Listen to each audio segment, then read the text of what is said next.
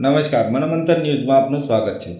કેવડિયામાં ટ્રાઇબલ મ્યુઝિયમના બાંધકામ બિલ્ડરના માણસો દ્વારા બે આદિવાસીઓને બેરહમથી મારીને મારી નાખવામાં આવ્યા હતા। ત્યાં સામાજિક રીતે હાજરી આપવા માટે જવા નીકળેલા કોંગ્રેસના નેતાઓ શ્રી સુખરામ રાઠવા, માજી ધારાસભ્ય, ગુજરાત વિધાનસભાના પૂર્વ નેતા, નરેન્દ્રભાઈ રાઠવા, કોંગ્રેસના સિનિયર નેતા અને સામાજિક આગેવાન, હંગી રાઠવા, સરપંચ, રોઢડા ગ્રામ પંચાયત અને સામાજિક અગ્રણી, છત્રસિંહ રાઠવા, કોંગ્રેસ આગેવાન ની રસ્તામાં ધરપકડ કરીને કવાંટ સર્કિટ હાઉસમાં નજરકેદ માટે રાખવામાં આવેલ છે। આ ધરપકડને અમે કોંગ્રેસ પાર્ટી, આદિવાસી સમાજ અને સંવિધાનમાં આસ્થા રાખતા દેશના કાનૂનનું સન્માન કરતા સૌ વખોડીએ છીએ અને નિંદા કરીએ છીએ। કોઈ વ્યક્તિ શ્રદ્ધાંજલિના કાર્યક્રમમાં પણ હાજરી ન આપી શકે તેવા પ્રશ્નો કર્યા છે। કેમ કર્યા છે સાહેબ? હવે પોલીસને તમારે પૂછવું પડે કે અમને શેના માટે ડિટેન કર્યા। અમે અમારા આદિવાસી સમાજના બે યુવાન છોકરાઓ કેવડિયા ખાતે નવું બનતું ઇમારત મ્યુઝિયમનું અને એના ચોકીદારો અને બીજા એમના મદદગારી કરતા હતી માયરા, અને માયરા પછી એક જણનું મોત થયું, બીજાનું પણ મોત થયું। સ્વાભાવિક છે કે અમારા આદિવાસી સમાજમાં 12મા 13મું ના થાય ત્યાં સુધી લૌકિક કામે દરરોજ અલગ અલગ ગામના માણસો આવીને મળતા હોય છે, અને આ સ્વાભાવિક છે કે આ યુવાન છોકરાઓ હતા એની તપાસ પોલીસ કરી રહી છે, પણ સાચી વાત હજુ જાણવા મળી નથી। પણ નક્કી કર્યું હતું અમે કે આજે અમને ત્યાં જઈને મળીએ, ને એ દરમિયાન ભાઈ શ્રી ચૈતર વસાવાએ પણ એક પ્રોગ્રામ આપ્યો હતો, આદિવાસીઓ બધા ભેગા થવાને શ્રદ્ધાંજલિ આપી। આ બે સંજોગ ઊભા થયા અને એને કારણે અમે ત્યાં જવા માંગતા હતા।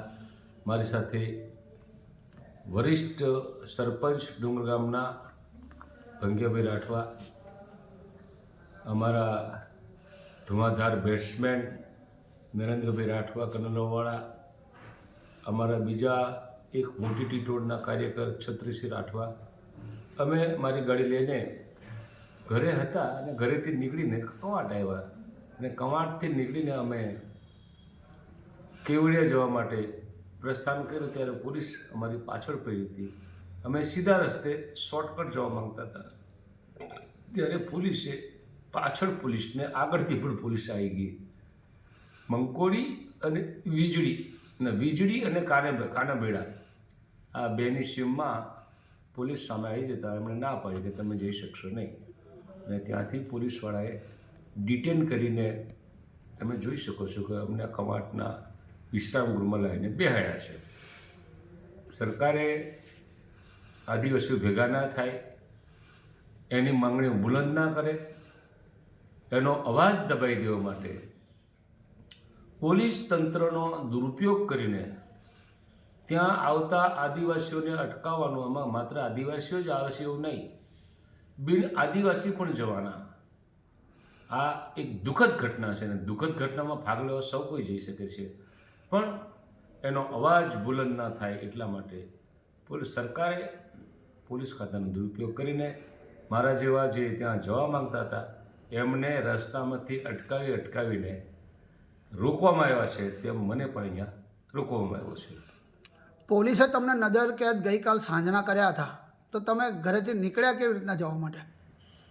પોલીસે રાતના લગભગ 9 વાગ્યાથી મારે ત્યાં પોલીસની ગાડી આવી હતી, પણ મને એવું લાગ્યું કે કોઈ સંબંધી હશે, તરજુભાઈ રાઠવા ફોરેસ્ટર છે, એમના જમે કંઈ ગાડી લઈ આવ્યા છે લાગ્યું, એટલે મેં બહાર નીકળી કંઈ જોયું, પણ સવારમાં મારી નાની દીકરીએ કીધું કે દાદા પોલીસવાળા છે એમ, ત્યારે મને ખ્યાલ આવ્યો કે પોલીસવાળા છે, સિવિલ ડ્રેસમાં હતા એટલે।